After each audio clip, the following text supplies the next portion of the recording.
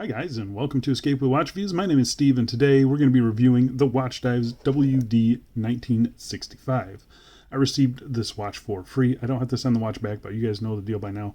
No matter how I get a watch in for a review, you're always going to get my honest opinion every single time. I'm going to point out the positives, I'm going to point out the negatives. It doesn't really matter.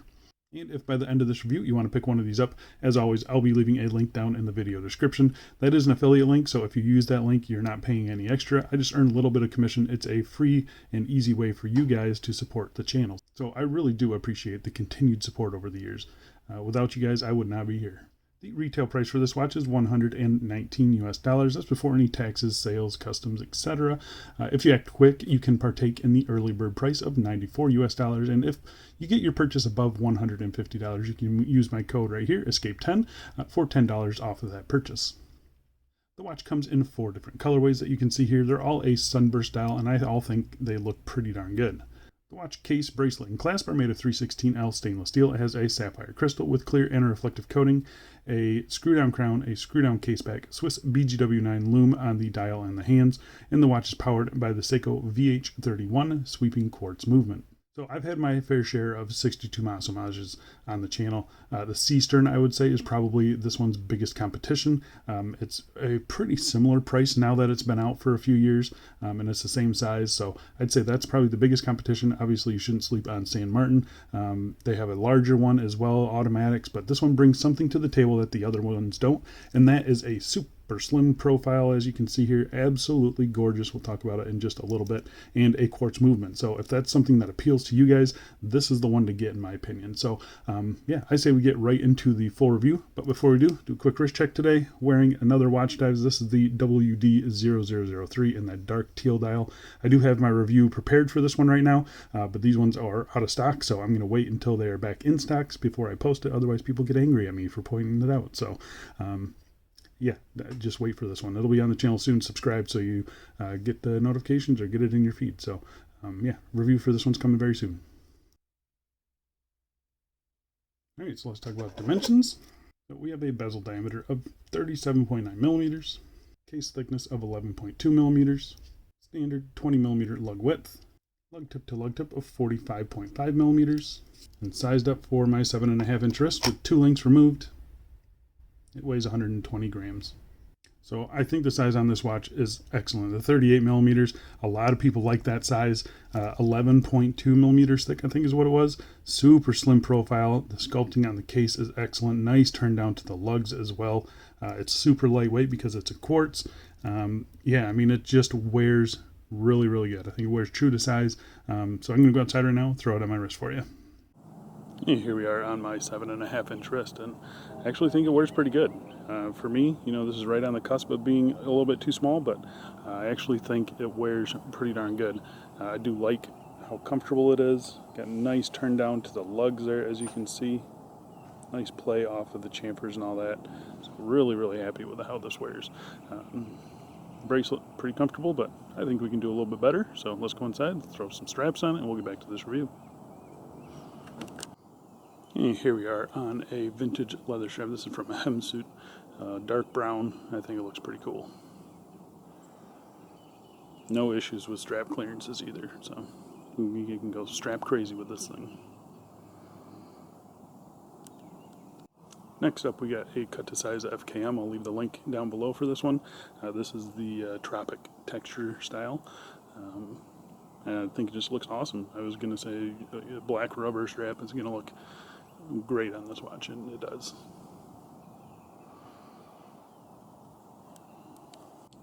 And here we are on a Sifu strap. So this is a nylon strap with 1 layer underneath the watch there. I'll leave the link down below for these. The nice thing about these is that they look like a 2-piece strap or a 2-layer strap, but they're actually just one. Super nice straps and actually pretty affordable. I love them. But I think the green and the silver looks really, really good. And last up, here we are on a nylon strap with 2 layers underneath the watch there. Still sitting pretty darn good in my opinion. So really happy with the way this wears, the curvature of the lugs, the strap clearances, all that stuff. Yeah, really happy with the way it wears. This was from CNS Watch Bands, so I'll leave a link for this one down below too. Hi kitty. And yeah, let's go back inside. Let's get back to this review. All right, so let's talk about the case finishing on this watch. So the case finishing is a mixture of brushed and polished surfaces. You can see here on the tops of the lugs there, you have a circular brushing, really nice, very consistent, pretty coarse brushing, but pretty typical for this style of watch. Flipping it to the crown side here, you have a 6.4 millimeter signed screw down crown there. The logo on the crown looks really, really good. You can see there it's polished and then has like a bead blasted backing. Really nice grip on that crown as well. It is a screw down crown. I think I mentioned that. Really happy with that. You can see the case sides here, horizontally brushed, and again, looking very nice. You have a high polished chamfer separating those two surfaces there. Again, nice and crisp. The polishing looks to be done well. Polishing on the lug tips there. You do have drilled lugs as well for easier strap changes. And then on the bottom of the case, they actually polished this bottom edge too. So yeah, you can see right here, right there, they polished that bottom edge there. So this is nice and smooth and doesn't irritate the wrist at all. There's really no sharp edges on this case that I was able to find, at least on the bracelet. Maybe, no, I can even feel these ones here have been rounded off a little bit. So yeah, the case finishing on this watch is actually really, really good. Flipping it over to the back side here, you have a simple screw down case back, circular brushing here, polishing there. It's just very nicely done. You have polishing on the bottom of the lugs as well. Yeah, so everything, I've got no real issues with it at all. It's all very smooth, simple notches there, my favorite type. So yeah, really, really happy with the case finishing on this watch. It is excellent, especially for the price point. You're not going to find much better than this. All right, so let's talk about the bezel. First things first, we have a ceramic bezel insert. It is a matte ceramic insert there. You can see all the little markings there are filled with BGW9 Lume, so we'll get to the Lume shot here in just a little bit. You have the circle at the 12 o'clock, and then simple batons and numerals everywhere else. It is a really nice looking bezel. I think it looks good. The alignment seems to be spot on as well. The bezel the bezel itself is fully polished. You can see the coin edge there looking very good. You got plenty of grip on it. It's pretty low profile, but you got plenty of grip on that bezel. So yeah, the bezel action, I will let you listen to it here. It is a 120 click unidirectional bezel. Pretty good resistance all the way around. I think it's very even. I haven't accidentally bumped this really. My only real issue is there's like a little bit of play in the bezel, as you can see here. Just a little bit, not too bad. But again, the alignment is good. The bezel action, I think, feels pretty darn good. It's just a little bit of play in it. And I think the bezel itself looks very good. So besides that little bit of play, I think the bezel is actually pretty good. It does sound a little bit cheap, I'll say, but it definitely doesn't feel cheap. It's a very tactile bezel, and obviously, you know, having good even resistance all the way around, that helps too. So yeah, I'm pretty happy with the bezel on this watch. All right, so let's talk about the crystal. First things first, test it for sapphire. It is positive for sapphire. So we have a pretty nice crystal on this watch, clear and a reflective coating. It does a good job of keeping this dial nice and crisp and legible. It's kind of a boxed style, as you can see. I mean, it's very, very subtle. It's not kind of a big old radius there, which is good because sometimes when you get the big radiuses, it kind of obscures the minute tracker on the outside. So I'm happy to say this one is not a very big radius. It's very tight there, super clear. You don't get much distortion either. So yeah, it's just a good crystal. You can see it sitting just barely above the bezel there. It looks really good though. I like it a lot. And the clear air coating is just icing on the cake. Yeah, really happy with the crystal on this watch. Getting up real close and talking about this dial, really happy with this. This is called the Sunray White. It is definitely not white. It is a silver dial. There's no white to it at all. It looks fantastic though. Really nice, strong sunburst, which you're probably not seeing here, but hopefully saw outside. Yeah, I love the texture of that dial. Just the fact, you know, the streaks of the sunburst look fantastic. The applied indices are big and bold. So legibility of this one, which I thought would be an issue, has not been an issue. You know, you're able to see the time pretty much in any lighting situation. So I'm really happy with this dial here. You have a nice big block there at the 12 o'clock, 3, 6, and 9. You have a little bit smaller ones, and then all the other ones have even smaller ones. But you can see they're not like the lume in there is kind of trapezoidal, while the index itself is rectangular. It's really interesting. It's been like this on quite a few other 62 Masa watches, so that is intentional, and I think it's all done very good. You can just see the quality of those indices. They're nice and tall and just finished, just really good. I got no issues with those. They all look applied evenly and straight. The printed minute track around the outside is centered nicely in the dial there.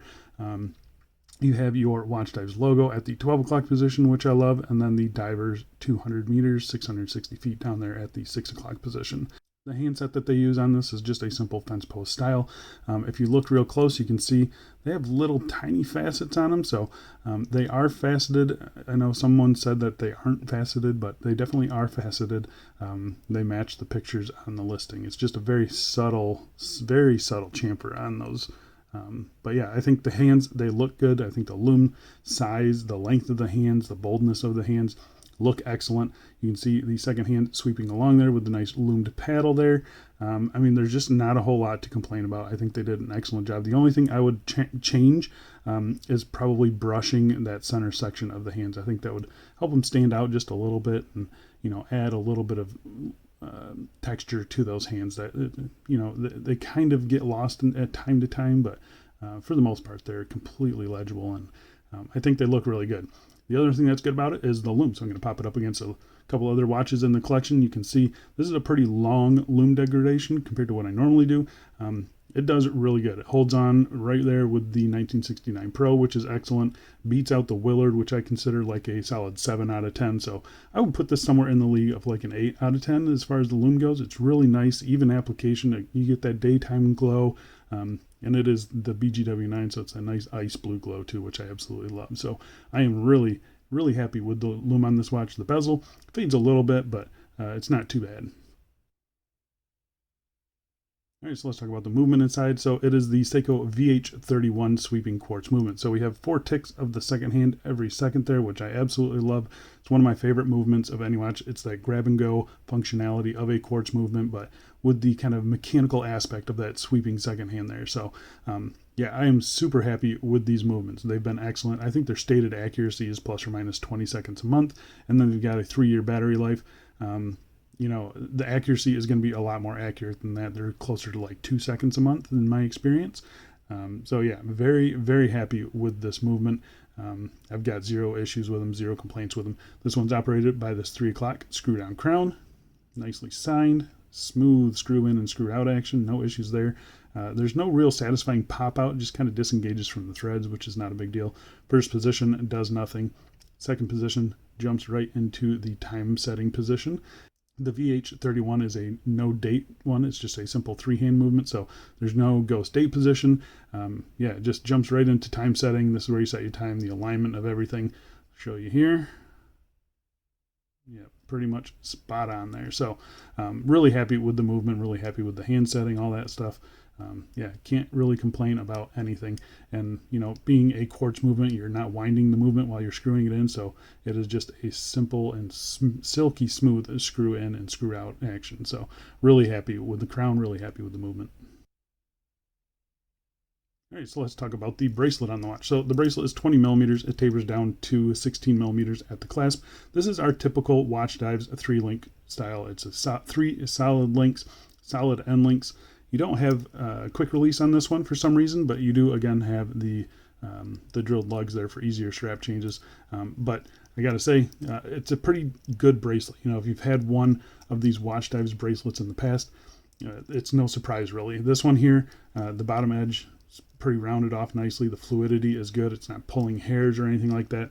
The end links, they fit nicely in the case there. There's no like unsightly gaps or anything. I mean, it's just nice and tight in there. Follows the case curvature pretty much spot on. Obviously, the brushing on the top of the case does not match that of the bracelet, but that's just what you have to get used to with a watch like this. This is kind of how it's always been done and how it probably always will be done. You can see here the tolerances of the bracelet. They're decent. There's a little bit of slop in this one. I'd say this one is one of the worst Watchdives bracelets I've had. You know, I have this one here, which I feel like is slightly better, even though I'm almost positive they come from the same factory. So, yeah, I think I just got a little bit of a bad one, but it's really not that bad at all. We have push pins for sizing. I removed 2 links for my 7.5-inch wrist, and there seems to be 5 links left. So this should fit down to a pretty small wrist size, in my opinion. The fluidity of the bracelet has been excellent as well. It's been super comfortable. Working our way to the clasp, we have our typical Watchdives clasp. And again, I don't know if I just got a bad one or what, but this one feels pretty sharp. You know, this bottom edge usually doesn't bother me, but I felt it as soon as I picked this one up. So yeah, it's just something that they need to maybe concentrate on just a little bit more. But I do like this clasp. It's very low profile. It's small. It fits the head of this watch just perfectly. The finishing on it is really good too, minus the sharp bottom edge here. But you know, the buttons, they function just like you would expect them to. The tolerances in here are nice and tight, so it opens and closes with a nice solid snap there. Every single time. It's never hung up on itself or anything like that. You got plenty of micro adjust there. Yeah, it's a good clasp. I just wish they would have concentrated a little bit more on, you know, softening this bottom edge a little bit, because it is just a little bit sharp. Other than that, though, it's kind of your typical 3-link style of bracelet from Watchdives, and it's pretty good for the price. So there you go, guys. That is the Watchdives WD1965. Comes in a few different colors. Nice crystal, decent bezel action, beautiful case, absolutely beautiful case, and then that grab and go functionality of the sweeping VH31 quartz movement. You know, the bracelet on this one, it's okay. But I feel like I just kind of got a bad one on this one. So, yeah, yours should be a little bit better than this one. But, yeah, I think you're going to really like this watch, especially at the $94 early bird price. Get this one quick while they still have stock, because I know their stock numbers are usually pretty limited, and some watches, they sell out pretty darn quick. So, yeah, if you want this one, I say act pretty quick and get it now. It's a really, really nice watch. The only real nitpick I have on it is the bezel is just a little bit loose, and then the bracelet being a little meh on this one. So yeah, I think that's it for me. Thanks a lot for watching, guys, and I'll see you in the next one. See ya.